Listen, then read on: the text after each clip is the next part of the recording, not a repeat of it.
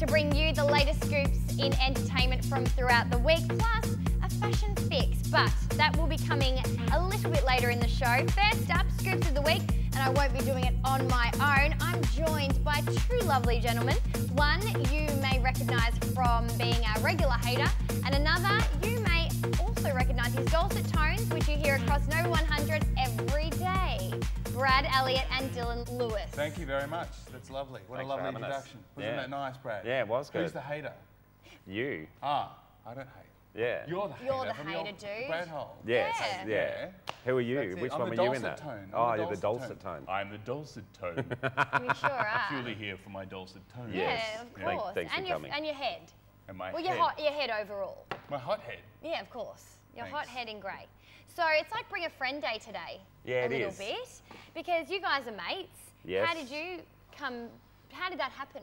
How did that happen? Exactly. And I wish it never had. Well, we got forced upon. I was forced to teach Dylan how to broadcast, kind of in a way. Oh, hang on a sec. Teach me?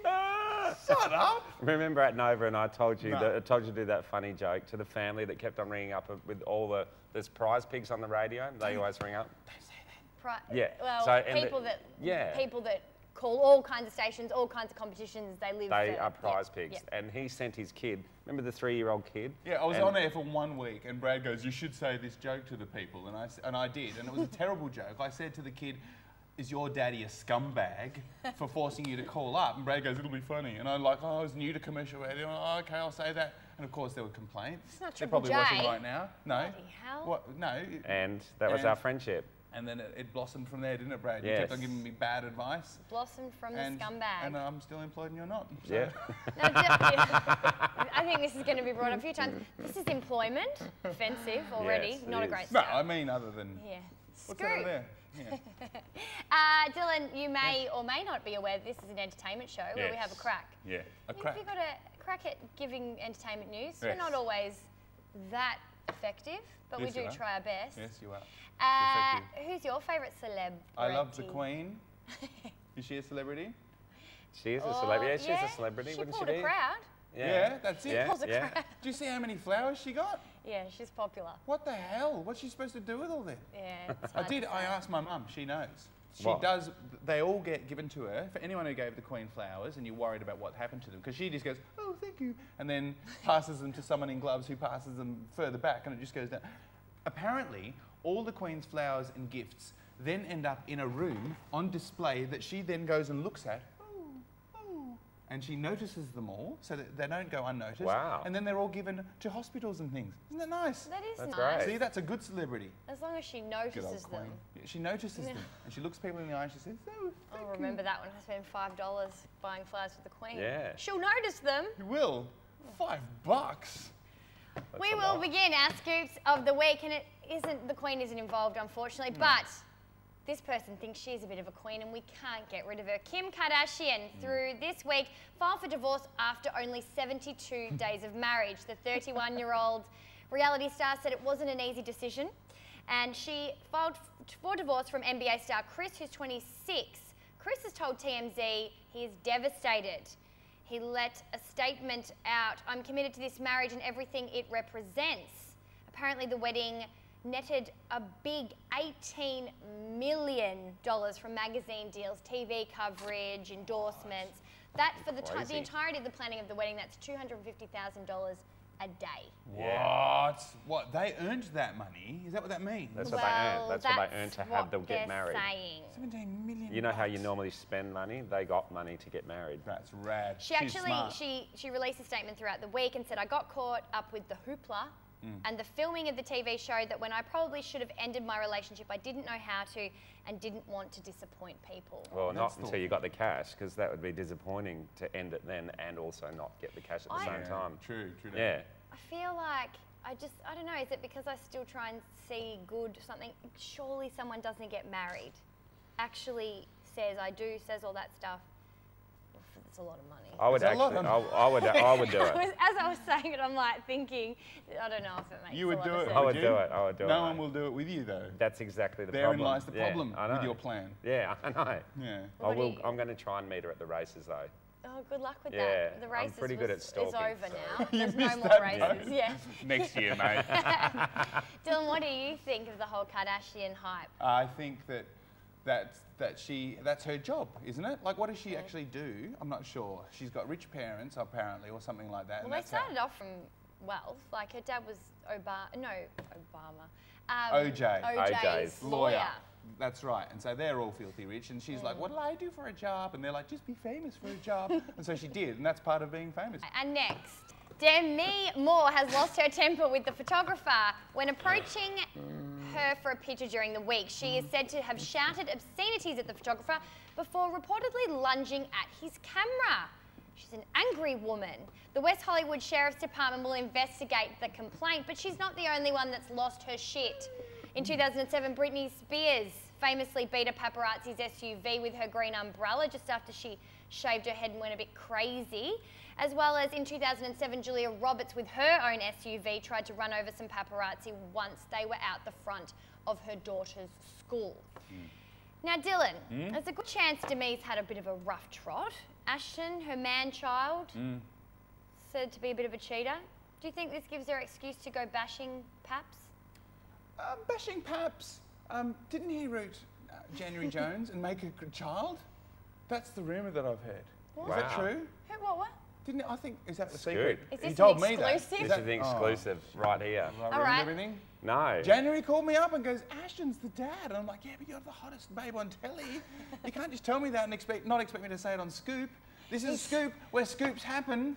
So, all right, there you go. Our next scoop of the week. Once a daytime soap star, now Dancing with the Stars contestant, Ricki Lake has announced that the competition has spiced up her life. Ricki Lake has told People magazine she's reaping the benefits of her new body and increased stamina after losing 20 pounds since doing Dancing with the Stars. She said, "Oh my God, my love is pretty spicy," the television personality told the magazine. "When I get home from rehearsals, I train horizontally. And my partner has noticed a difference." That's disgusting that somebody would want to come out and go, I'm doing really well in the bedroom now.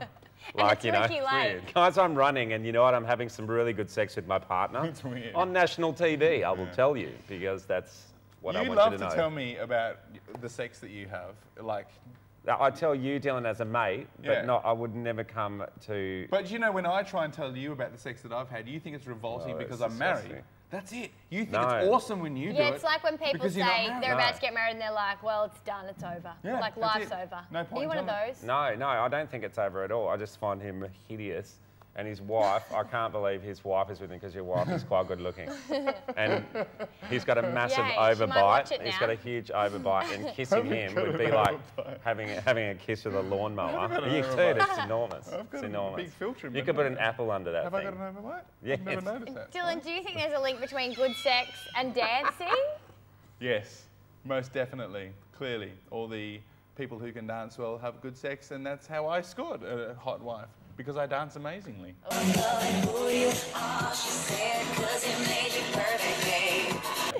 What is your fondest memory of Ricki Lake? The end of the show. Oh.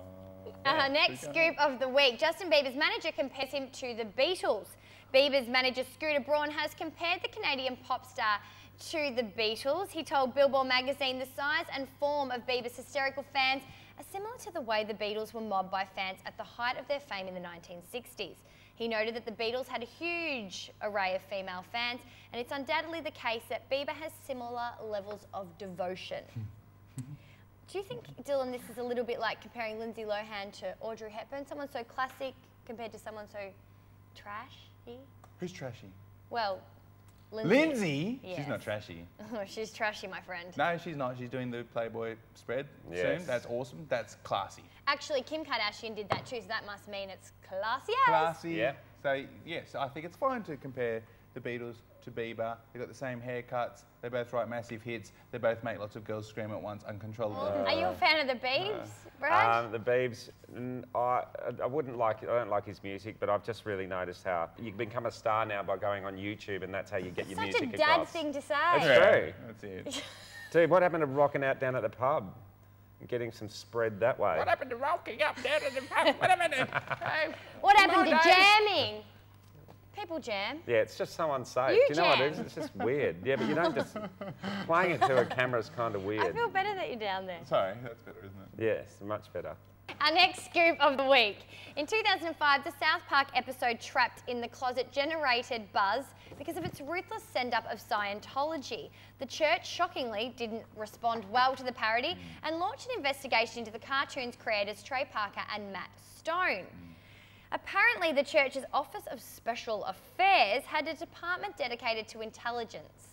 They kept a very close eye on Parker and Stone in 2006. They sent private investigators to watch their offices search through their rubbish and probe the public records of their friends. Sounds a bit psycho. When they didn't turn up anything good, they actually even thought about getting a mole into the South Park office. Wow. This is a bit full on. What kind of person do you picture to be a person that believes in Scientology, Brad? Well, if you can do that and buy someone with a lot of money, you can buy someone to get them in there. I think Scientology is a little bit weird because don't you sit at a table, they judge whether you need Scientology because you go in and do a test? Is that correct? You hold something. And then they when you go in to see if you can be accepted. Yeah, I believe so. And then they tell you that whether you need the help or you're a little bit depressed and you need some direction. But So it's for everyone depressed loses the people. test. Everyone loses the test. What? I wasn't listening. Do you think, Dylan, do you think it's important for there to be just, you know, a place where people can be comedic without people taking it too seriously? Like the Scientologists have investigated them for them just taking the piss for one episode. Yes, that's going too far. Bullshit. Don't do that. No, I know, it'll break, won't it? Yes, it's going too far. You need comedians, you need clowns, we've always needed them throughout history to be the commentators of the bizarre and the surreal like Scientologists. Otherwise our society will collapse without the clowns of the world and South Park. It will. South Park are necessary. God That's damn true. it. Yeah, let's get them here. Hey-ya. Here. We will fish up there, but Dylan will join us a little bit later. Up next is our Fashion Fix. We'll be joined by some very special guests, so don't miss it.